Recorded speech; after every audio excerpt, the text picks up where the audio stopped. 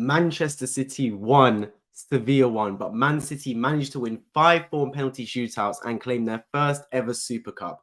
That's actually a really good game. Like going into it, I think a lot of people probably expected Man City to win it, but I always knew this was going to be a tough game. I've seen Sevilla in enough Europa League and Champions League matches, so they can put up a tough fight for any team in the world. And they proved against Man United when they beat them 3-0. And again here today, I know in the past 4 meetings, Man City wiped the floor of Sevilla, but in one-off games, you know these teams are always going to fight. They're never going to lie down and die. That was proven when Inter Milan almost managed to get a result against Man City in the Champions League final. They were very close to do that as well. But for Man City, they got what they wanted, man. They won the Super Cup. They won it on penalties as well. So you do have to say overall, if you're a Man City fan, you got to be delighted with that. Absolutely delighted because, look, I know Man City won this 5-4, right? And I know it was a tough game, but I think Man City did need that. The way they lost the Community Shield on penalties to Arsenal, to now win a penalty shootout against Bono, against Sevilla, who recently won a penalty shootout, of course, in the Europa League final, that's got to do a world of good for these Man City players. Who knows? This season in the Champions League, it may be defined by a penalty shootout. You don't know. And for Man City now to get that monkey off their back and know that they've won a penalty shootout now, they've done that, scratched that off their list, I think that's a real big positive for Man City. Look, today, Man City actually played all right. I don't think Man City played bad at all. The goal they conceded was just an absolute worldie fight from En-Nesyri. You can say Ake, Guardiola, Akanji should do better to compete in the air. You should say that potentially they should stop the cross. Kyle Walker should stop the cross from Acuna. And I agree with all those things. When that ball's in the air, En-Nesyri rises like a salmon. That man's one of the best headers on the planet right now. Leapt like a salmon, past the defenders, moved them out the way, straight into the corner. No chance for Ederson. And that's exactly what Sevilla wanted. You knew their game plan, man. Sit back, defend deep, work off scraps on the counter. And they had chances, to be fair. They played the game to perfection. No Sevilla fan can leave that stadium being upset with the team's performance. I thought they were absolutely superb today, Sevilla. But Man City did what Man City always do. They kept knocking on that door. Relentless pressure. I think in the last 20 minutes, Sevilla must have touched the ball about like 4 times. It was genuinely relentless from Man City. Pressure after pressure after pressure. And this boy, Cole Palmer, I want to issue an apology because when he first got talked about, right, Cole Palmer, I wasn't really a big fan of him. I thought, you know what, one of these players, another one that gets hyped up a little too much. But I've seen him in 2 big games right now, Cole Palmer. In the Community Shield when he came off the bench, fantastic, scored a brilliant goal. And again today, scored a fantastic goal. That's not an easy header. Going across his body to loop it back over the goalkeeper and into the back of net. A very underrated finish from Cole Palmer. And again today, look, confidence is a powerful drug in football. And he had bags of confidence today, Cole Palmer. Every time he had the ball, he looked like he wanted to take someone on. His signature style, Cole Palmer, right? I've noticed already. It's that fake right and cutting on his left foot and try and bend the shot into the corner. He scored that carbon copy goal against Arsenal in Community Shield. And against it, he tried that about 3 or 4 times. So that's his game plan. And this is what I'm talking about when I say Man City have got abundance of talents and through their academies as well. Because Kevin De Bruyne got injured, right? And it looks like he's going to be out until 2024. I don't hear many Man City fans losing sleep over it. Yes, obviously, it's a massive miss. De Bruyne, in my opinion, is the most technically gifted player in that Man City squad. And behind Erling Haaland and Rodri is the most important player in that Man City team. But Man City always have that next man up ability. If someone's injured, next is in. Just like when Haaland was missing that game against Liverpool. Man City went in there going, oh my God, Haaland's missing against a big game against Liverpool. Not at all. Alvarez stepped in. They won that game 4-1. Next man up mentality. And I think with De Bruyne out, now's the time for Foden. Now's the time for Cole Palmer. I thought Foden was going to take the game by the scruff of the neck today. He was good at times, Foden. I don't think he was bad. But if anything, I think Cole Palmer was the one that really stood out today. I thought he was absolutely fantastic, Cole Palmer, and definitely deserves more minutes this season. And look, obviously that right-hand side is a little bit vacated. Riyad Mahrez has gone to Saudi Arabia. Bernardo Silva's currently injured, but we know he's not really a right winger by trade. So maybe Cole Palmer can lock down that position. You never know. He's been crying out for minutes. And if he keeps performing like this, Pep Guardiola has to play him. There's this old adage, right? The team picks itself. Yes, the manager picks the team, but if you do your job in training, if you do your job on the pitch, make yourself undroppable. And right now, for me, Cole Palmer's undroppable. This performance was fantastic by him today. And long may it continue for him. Because I always like to see young, up-and-coming talents come through the squads and do their absolute best and give their all. I think Cole Palmer's doing exactly that. He's got his opportunity and he's grabbed it with 2 hands. Other than that, of course, Man City today, I thought played really well in general. I know you'll look at the score and go 1-1. Man City can't have played well, but genuinely, Man City were good. They just had to go up against a dogged Sevilla side. This is how Sevilla play. They play to frustrate. They play to obviously sit back, soak up pressure, and work on the counter-attack. They're an old team. They've got experienced veterans in that side. They know what they're doing. And that's why towards the end of the match, they actually started to tire quite a lot.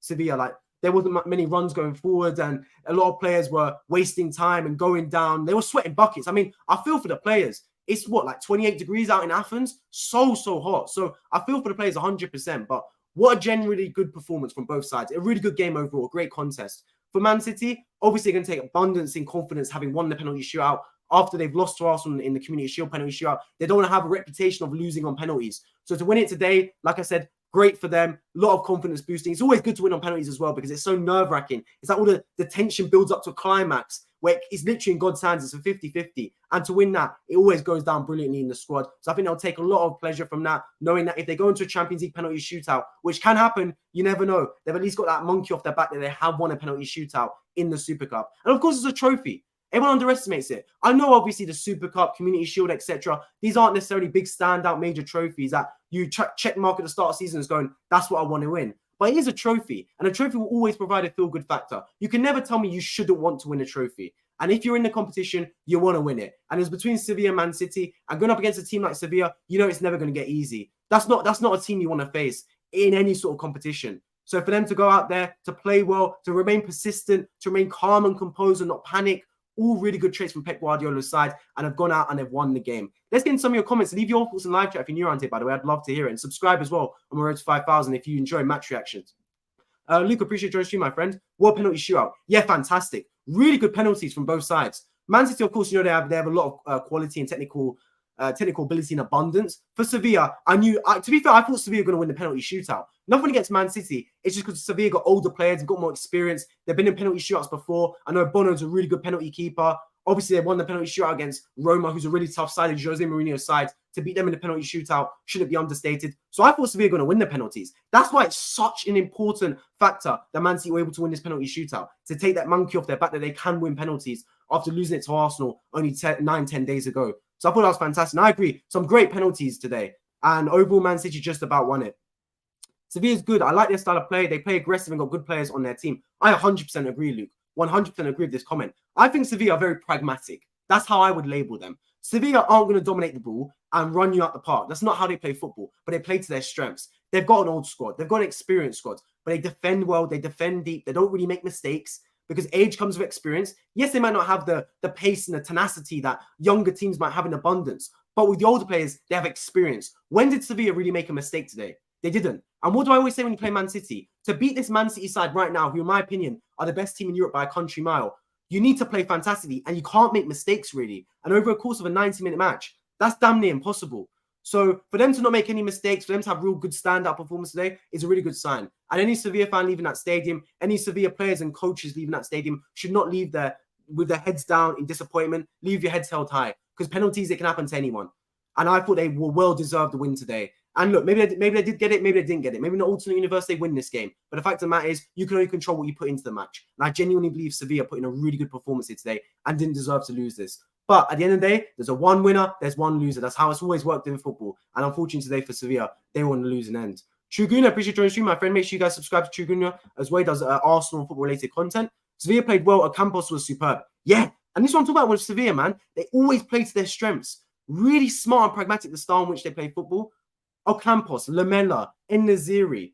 These are players that have been around the block for a while now. Look at Lamela. He's been in the Premier League for ages with Tottenham. He's found a role in Sevilla. Same with Rakitic, for example. I know Fernando probably would have played today if he didn't have his illness. So players like this know what they're doing. They've been on the big stages before. Joe, appreciate your stream, my friend. Who won? Man City won 5-4 on penalties. Why? But I don't support Man City, the other team. So do you support Sevilla?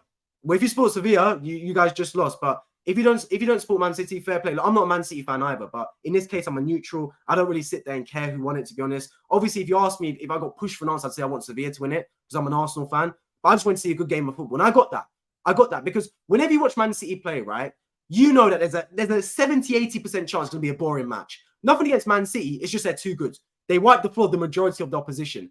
So when you're watching a Man City game, you're just praying, first of all, for it to be a good football match. You don't want them to run away with it. And that wasn't the case. Sevilla took the lead early. Well, they took the lead around 20, 25 minutes into the game. At that point, I'm sitting there thinking, oh, hang on a minute. We could have a contest on our hands because we know Sevilla are going to sit deep. Sevilla ain't exactly going to go for number two. They're going to defend well and hit them on the counter-attack. And I'm going to be honest with you guys. If Ocampos, Lamela, and En-Nesyri got their link-ups perfect, they could have got 2 or 3 goals today. Because on the counter-attack, they were well worth another goal. I thought the game plan was fantastic by Sevilla's coach and their managers. So I look at it from that sense, right? And Sevilla could have left with more from this game. But they execute the game plan to perfection. Now, many will say this is probably a blueprint on how to beat Man City. And I'd agree with you. But I think everyone knows this is how you beat Man City. This has been known from the dawn of time. It's just how do you implement this and actually execute it to perfection? That's the question mark. If I was to tell you how to beat Man City, the majority of people would say defend well, defend deep, hit them on the counter-attack. This isn't new news that Sevilla implemented. They just were fantastic because everyone knew their roles, they didn't make mistakes, and they scored a brilliant goal. Obviously, they lost in penalties, so they didn't all go to plan, but it's a very good performance overall from Sevilla. And on another day, they could have won that football match. And as I say against Man City sometimes having luck is not enough.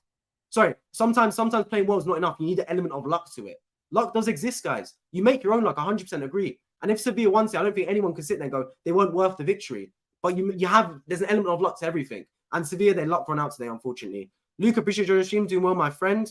You okay? Live, I'm now. Thought I support you. Appreciate it, Luke, my friend. Sevilla were good. They are very good. But I expected that from Sevilla. I wasn't there thinking Sevilla going to roll over and die. I know this team. They're a dogged team. They're a pragmatic team. They will fight for every inch and corner. They'll understand. They'll be a little bit dirty at times. They'll roll around a little bit with tactical fouls. There was a couple of times they were getting kicked and they were screaming. There was a couple of times they were making some really bad fouls that Ocampos should have got booked 100% for a foul on Grealish in the first half. Completely kicked out at him. Slide tackled and took him out. So that's how Sevilla play, man. Anyone that thought Sevilla would lie down and die today, they don't know what they're talking about because I knew, man, this is Sevilla. This is a team that's won the Europa League so many times. This is how they play football. Every game's like a cup final for them. And for Man City, I know Man City are a fantastic team now, and in my opinion, I said it early in the stream, they're the best team in Europe by a country mile, Man City. But Man City in one-off games still have some question marks over them. They do. They lost the Community Shield to Arsenal, for example. Obviously, they won the Champions League fair, but the last Champions League they played, they lost to Chelsea in a one-off game, where they definitely should have beaten Chelsea there. So in a one-off game, even against Inter Milan when they won the Champions League, Man City were not at their best. Inter Milan, in my opinion, deserved to win that football match. So in one-off games, Man City still do have some question marks. Whenever it's a marathon, a season-long style, Man City will work the floor of any team because over the course of a long stretch of games, there's the regression to the normal, and that's what Man City do. They win that football match, and they win the season. But on one-off games, anything can happen. It's a one-off football match. It's like me 1v1 in LeBron James to 1 point. He could check me and I could score a 3 point, and that's it. Game over. But if I 1v1 LeBron James to 21 points, I ain't got a prayer. So when you play Man City in a one-off game, you should give it your all because you never know. Anything can happen. They were missing De Bruyne today, for example. So look, Sevilla gave it the absolute all. Like I said, they should leave that stadium with their head held high. They shouldn't leave that stadium thinking, we lost the game. It was horrible. Because look, it is the Super Cup. I know obviously it's great to win, but it is the Super Cup. It's not exactly the Champions League final, Europa League final. It's not even exactly your league competitions, FA Cup, etc. It's a Super Cup. It's a one-off game. Sevilla lost it. They're well worth the win, in my opinion. I think if either side won it, the other side couldn't really complain. And also, they could be happy with their performance. I think even if Man City lost on penalties, they should be happy with the way they performed and kept fighting. But overall, it was Sevilla unfortunate that lost. Jeff, appreciate your stream, my friend. Hope you're doing well. Sevilla had some great chances to go out by 2 goals, but didn't do it. Agree, that's what I was saying. En-Nesyri on the counter-attack. If Ocampos or Lamela made those passes to perfection, he should have bagged a couple more goals, in my opinion. Then down the stretch, it was only City looking for a winner. Yeah, by the last 20 minutes, Sevilla were gassed out. I don't blame them, though. Look, it's 27, 28 degrees. They've been chasing shadows. This is what Man City do, right? This is how they play football. Man City just not only physically fatigue you with the amount of passes they make and how much they overrun you and how much they just attack with wave after wave after wave. It's just resilient from Man City. Keep going, blow after blow after blow. But they also mentally and emotionally fatigue you. When you're chasing the ball and you don't get it back, trust me, it can be draining. Anyone that's played football, even if you played it Sunday League, you know when your other team's got the ball and you just can't have that football back, it's draining because you have to be on concentration levels 100% because you know one lapse concentration and Cole Palmer's in behind, Jack Grealish is in behind, God forbid Haaland's in behind. Do you get what I mean? So Man City knew what they were doing. They kept passing the ball around, knocking it about, not getting a little bit rash and remaining composed because what the defenders want is they want the attacking team to lose all composure and just shoot from outside the box because that's what you want. It gives you a breather. They've done their job. So when Man City keep passing the ball and keep relentless and driving it into the corners and running in diagonals and camping your players inside the box, that's not what Sevilla want. They don't want to keep facing passes and runs and passes and runs because that is mentally and emotionally fatiguing and draining. And that's what Man City were doing. They're the masters of that. The masters of just keeping the ball. Because even when Sevilla won it, they literally had no output. They were kicking it straight back to Man City and they had no respite or anything at all. I hope Crystal Palace plays a good game against Arsenal on Monday. I'm nervous for that game. I can't wait for that game as well, Luke. I know you're a Crystal Palace fan, so of course I'll be reviewing it after on this channel. I'm hoping for an Arsenal win. Let's see what happens. Let's see what happens with Elise as well. He could be on his way to Chelsea, apparently. The fall of Man City will be glorious. Well, here's the thing, Scott. I appreciate you joining the stream, by the way, my friend. every dynasty doesn't last forever. There's always an end to it. There's an end to everything in life. And Man City will fall off. But when they do fall off, no one will expect it. It's not going to be a gradual fall off where Man City just get worse and worse and worse. It's going to be like Liverpool last season, where out of nowhere, they just stink and they fall out of the Champions League spots. I think it's similar thing could happen to Man City. Now, it's just like markets in real life, the stock market. No one predicts when there's going to be a crash.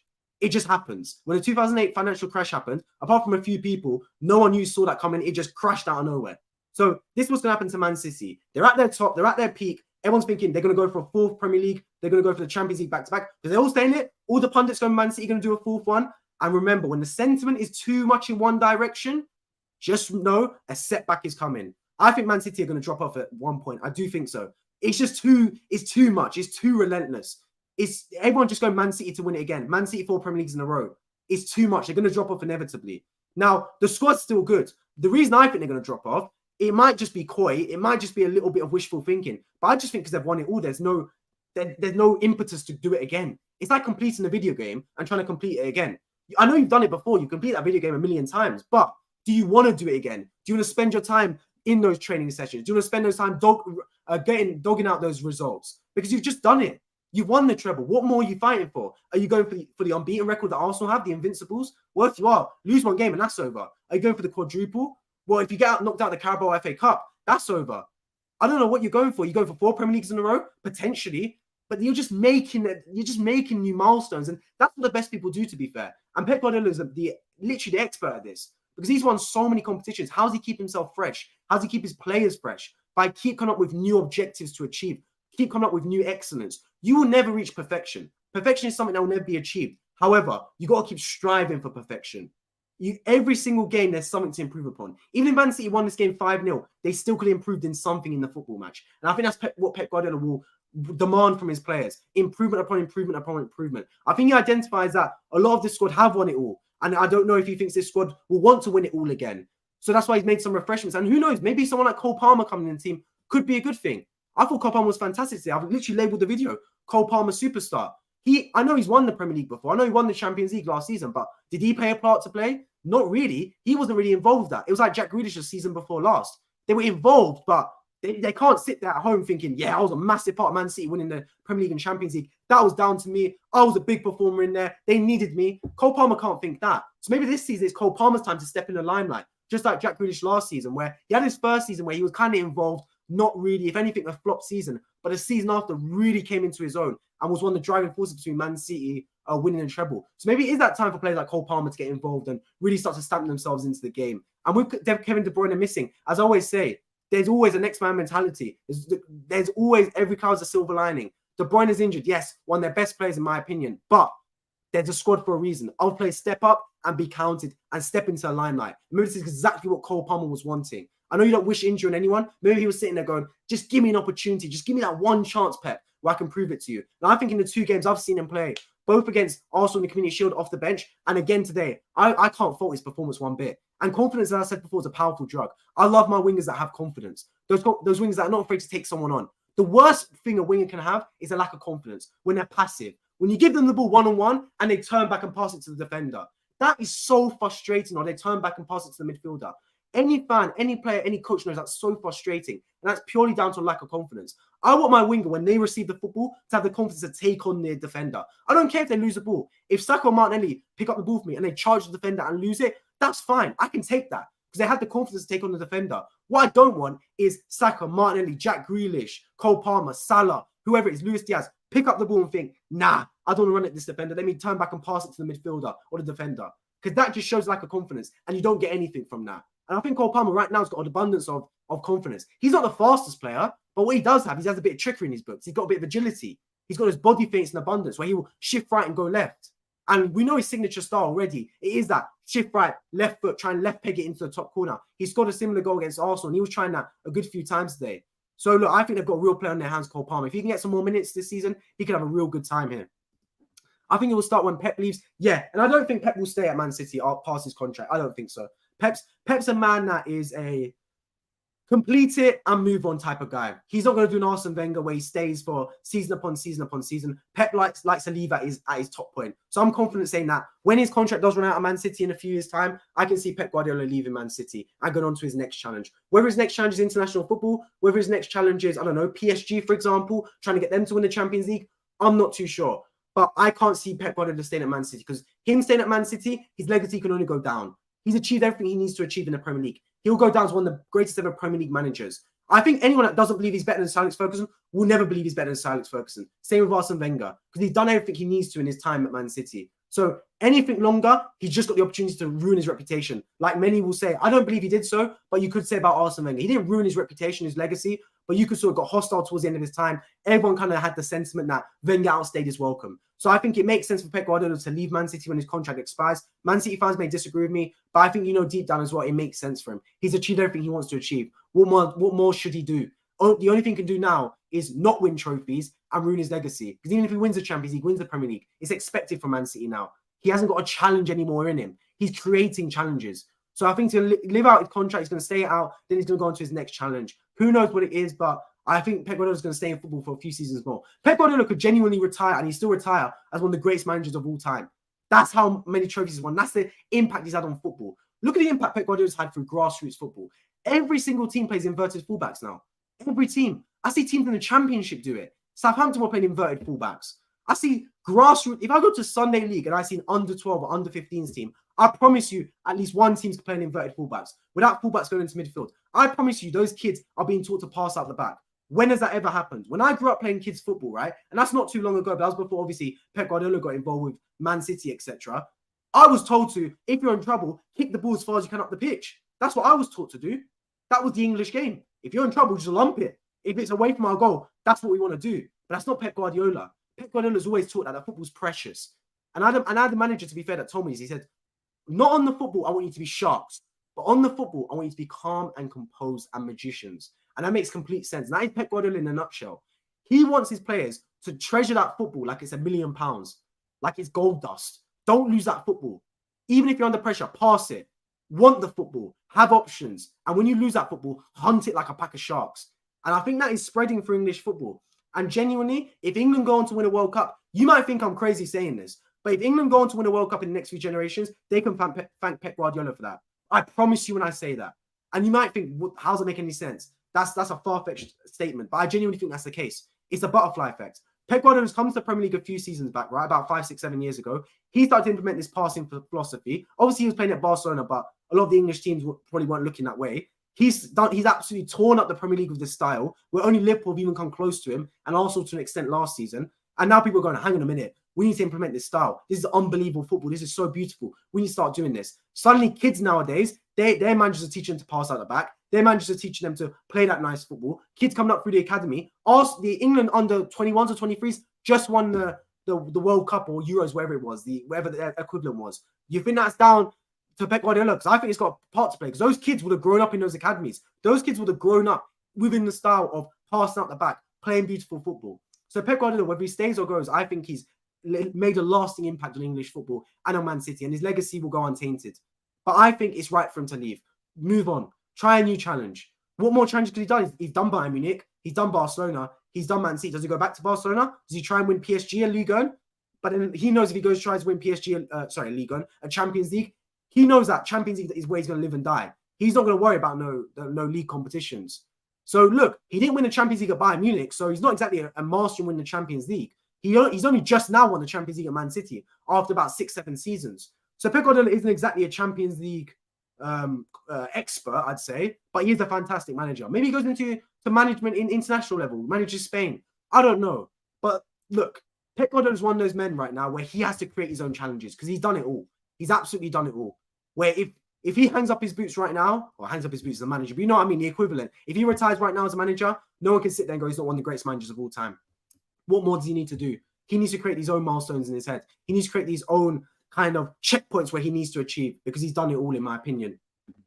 But yeah, on the balance of this, what is Man City's expectations for the season then? Because I know we talk about Arsenal having pressure. Arsenal, many people are tipping Arsenal to have to challenge for the title and win a trophy this season. That's pressure in abundance on the players and manager. But what not many people talk about is the pressure on Man City's shoulders. Man City, season in, season out for the past 5-6 years now, have been tasked with winning the Premier League or it's a flop. Everyone just thinks Man City are going to win the Premier League. And yeah, it's a good claim. It's a good guess. It's definitely, your money's safe if you think Man City are going to win the Premier League, or at least previous seasons have shown that. But there is still pressure on your shoulders being told you're going to win the Premier League.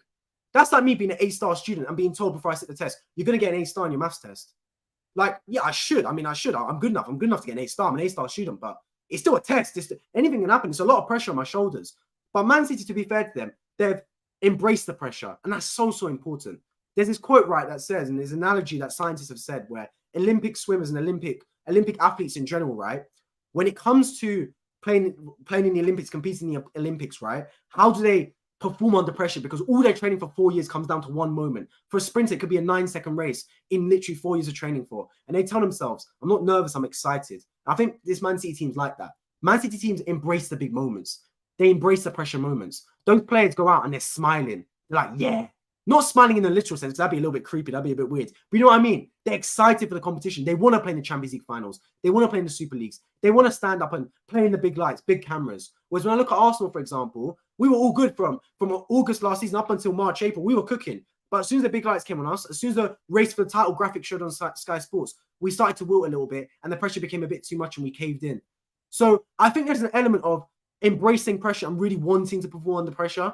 If you enjoy something and you genuinely like pressure, you perform better at it. Whereas if you're someone that cowers from pressure, you're not going to perform in the big moments. And whether you like it or not, if you want to win big trophies in football, it comes with pressure. If you want to do big things in football, it comes with pressure. If you want to be known as the greatest player of all time in football, believe it or not, it comes with pressure. And you either embrace it or you don't. Messi will go down as the greatest footballer of all time, in my opinion, because in pressure moments, yes, he's failed in the past. Yes, he lost the World Cup in the 2014 final. But in other pressure moments, he succeeded. And at the end of the day, in the 2022 World Cup final, when his team needed him most against France, he performed and he won them the World Cup. And now he'll go down as the greatest player of all time. That is pressure exemplified. And this Man City team embraces pressure. And I think they deserve a lot of credit. No, people don't credit Man City enough. When Man City win the Premier League every season and won the treble last season, everyone goes, oh, well done, Man City won the treble. But you spent all this money. You're an oil club. I'm doing it myself. I've done it at times. I'm not going to sit and say, oh, my hands are clean. But I do, at the same time, credit Man City. Last season, I don't know if you guys were here last season, those of you that were, would have heard me say that this is the greatest team I've seen in my life, Man City. I think on the short sample size last season at moments, they were better than Pep Guardiola's 2008 Barca to 2012 Barca team. Obviously, they've got time on their side, and it's not just doing it in over a month or 2 months or a season. It's about doing it over multiple seasons, over half a decade, etc. What Barcelona's team under Pep Guardiola proved. But from what I've seen from this Man City side, they've played some unbelievable football. They have strangled the opponent. That's how I would put it. Beating Real Madrid 4-1 or whatever it was, 4-0 in the second leg. Same with Bayern Munich, 3-0. Like, beating those teams by that amount should not go unanswered. Those are massive victories, wiping the floor with your biggest competitors in Europe. Teams that are called the European champions. It's the blueprint to beat Real Madrid. They are the ones that do it. This is their competition. To wipe the floor of them should not go unnoticed. Same with Bayern Munich. They're a team that never roll over and die. They never get beaten that harshly. They're the ones, if anything, that dish out the punishment. Beating Arsenal 5-1 over multiple games. Beating Barcelona 8-2, for example. It's Bayern Munich, the team that normally absolutely punishes the other opponent and takes the mick out of them and makes them look like kids, childs running around the football pitch. So for Man City to do that, I don't think it should go unanswered. I've said it before. I think this Man City team under Pep Guardiola have reached a new high. And it's the best Man City team I've seen. It's better than the team that won the Centurions 100%. And their fall-off will come because nothing lasts forever in football and in life. And I think when it comes, no one will expect it. So maybe this season, for example, I don't think they'll just drop off like people expect, where it's going to come naturally. And when Pep Guardiola goes, they'll drop off, etc. I do think it's impending that Man City will eventually drop off because nothing lasts forever in life and in football. But in the meantime, you have to enjoy it. And I will sit here and I'll give Man City a heap of credit. And I know that they've had the stimulus checks. I know they've spent an awful lot of money. But spending money doesn't equate to trophies. Just ask Chelsea Football Club that. So Man City deserve an awful lot of credit because going into every season favourites, fine. But then going on to win the Premier League and win the Champions League, despite being favourites at the start, is still a tough job to do. Very tough job. And they do it, man. And they do it season in, season out. And they are serial winners. And they deserve a heap of credit. And they should enjoy it today because it's a trophy they've never won before in their cabinet. They've won the Super League. They have basically, I think they've won every trophy then. Man City now. Obviously, if you discard like the Europa League and Conference League, no one cares about that. But they've won every major trophy now, Man City. Is that them done? Is that them completing football? Is there any further to go? Can Man City ever overtake Manchester United as the biggest club in England? I don't believe so. I don't believe anyone will ever overtake Man City and Liverpool. Sorry, Man United and Liverpool are the biggest clubs in England. I think those two teams, for the rest of the time, will remain the two biggest clubs in England. I think Arsenal's still a third because we've still got the element of history, but we're yet to win the Champions League, which does hinder us. I think Chelsea are fourth, just behind us. Then you've got the Man City, etc., the Evertons, the Aston Villas, etc., those clubs, Forest, all those clubs, Tottenham, you name them. But I think Man City have completed football and their fans should be absolutely delighted, but I don't think they'll ever reach Man United's status. And for me, I think Pep Guardiola's done a fantastic job, absolutely brilliant overall, and he deserves a heap of credit for what he's done. Can he keep it going? Who knows? But the main thing for Man City is you just got to embrace the pressure and play all those games and play them to the best of your ability. And to be fair, that is what they're doing. That is 100% what Man City are doing. I don't look at Man City in any game and think they're not the favourites. And not just thinking they're underdogs, right? Because they never are underdogs. But they play like favourites as well. They will play Real Madrid, they'll play Burnley, they'll play Sevilla today, they'll play Bayern Munich, they'll play Arsenal. And they will play like games to dictate possession and control the football match. And that's a really big sign to have. When you go into any game knowing it's your game to lose, we're going to dictate possession. We're not going to succumb to what you want. We're not going to sit back and soak up pressure and play in a counter-attack and be the passive team. Then you just know you're a big-time football team. And Pep Guardiola's always installed that in his players. He's always installed that on his football sides. He wants to be the team that dictates possession. I think he'd rather draw a game where his team have dominated and controlled all possession than win a game where his team have had 25% of the football. I genuinely do believe that. I think he's a perfectionist and he wants control first, result second, Pep Guardiola. And for that, you have to applaud him. You have to commend him. Because winning trophies is one thing. Jose Mourinho has won a lot of trophies in football. But no one can sit and say Jose Mourinho played entertaining football. Jose Mourinho is a winner. He did whatever it takes to win. He has. And he's beaten Pep Guardiola in certain games because of that. Whereas Pep Guardiola has always been an entertainer. He will look to please first. He will look to play perfection-style football. He will look to play the football that people dream of. And then after that, the results will come alongside, will be a byproduct of that. When you watch Pep Guardiola, you know you're not watching a team that sits back and defends. You know you're not watching a team that is comfortable with 20% of the ball. You know you're watching a team that's going to look to dominate possession, look to create chances, look to play tiki-taka. And you know you're going to watch a team that wants to instill themselves in that football game and try to win that match and not settle for anything less. And for that, I have to give him 100% credit. I was wishing they had played extra time today ahead of playing Newcastle on Saturday. Yes, a good point, Jeff. I think extra time obviously would have hindered them going into the game on Saturday. I can't wait for that game, by the way. Good segue into me advertising that I will be streaming a doubleheader on Saturday. We've got Tottenham versus Manchester United at 5:30. So the stream will start straight after that game. It will be a short stream, of course, because for some reason, I know why now. They've been calling for it, managers. Because of Super League today, the Man City game versus Newcastle will be later on Saturday, but I believe it begins at 8 p.m. kickoff. So I'll be streaming after that game as well. So Man City fans, Newcastle fans, football fans in general, come along to that stream. Make sure you subscribe and hit the bell notifications. You don't want to miss it. I can't wait for that game because Newcastle were good on Saturday. Very good. And I think Newcastle could pose a real big problem for Man City. Trust me, no team right now wants to play Newcastle. No team sees Newcastle on their fixture list and goes, yeah, solid 3 points, got Newcastle next week.